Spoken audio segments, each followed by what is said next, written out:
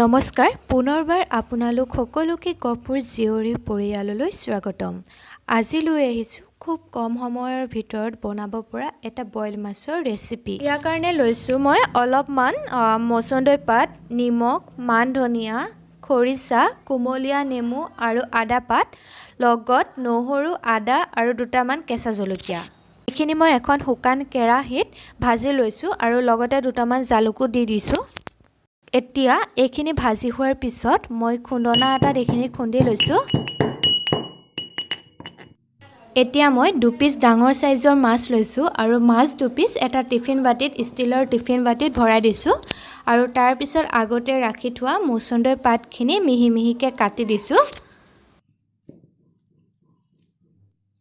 আকৌ এতিয়া মই মান ধনিয়াখিনিও কাটি দিছো। তাৰ পিছত 3-4 খিলামান কুমলীয়া নেমু পাত ইয়াতে এড কৰিছো। লগত কুমলীয়া আদা পাত খিনিও মিহি মিহিকে কাটি দিছো।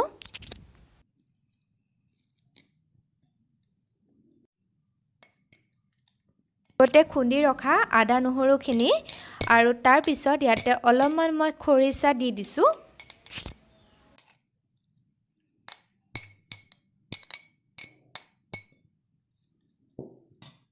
ওপৰত মই অলপমান ভোট জলকীয়া কাটি দিছো। আপোনালোকে নিজৰ পৰিমাণ অনুসৰি জলকীয়াখিনি দিব।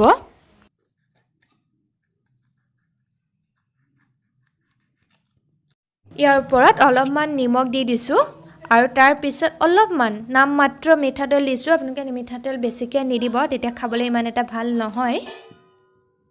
সেখনে এতিয়া মই গোটেইখিনি ভালদৰে মিলাই লৈছো।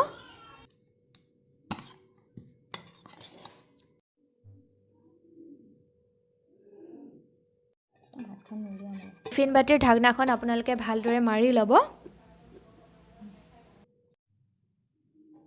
এতিয়া এয়া দেখিছে আমাৰ ৰাতিৰ ভাতৰ কাৰণে কুকাৰত চাউল দি থৈছে আৰু এতিয়া মই ইয়াতে আগতে ৰাখি থোৱা টিফিন বাটিটো ভৰাই দিম, অলপমান হেঁচি ভৰাই দিম।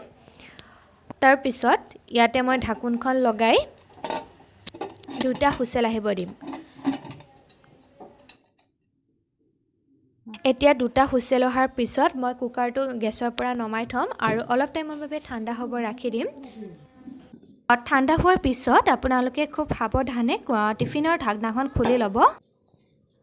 মই এইখিনি টিফিন বাটিটোৰ পৰা বেলেগ এখন প্লেটত উলিয়াই লৈছো আৰু এয়া চাওক ৰাতি খাবৰ কাৰণে বনোৱা মোৰ বইল মাছৰ ৰেচিপি ৰেডি হৈ গ'ল।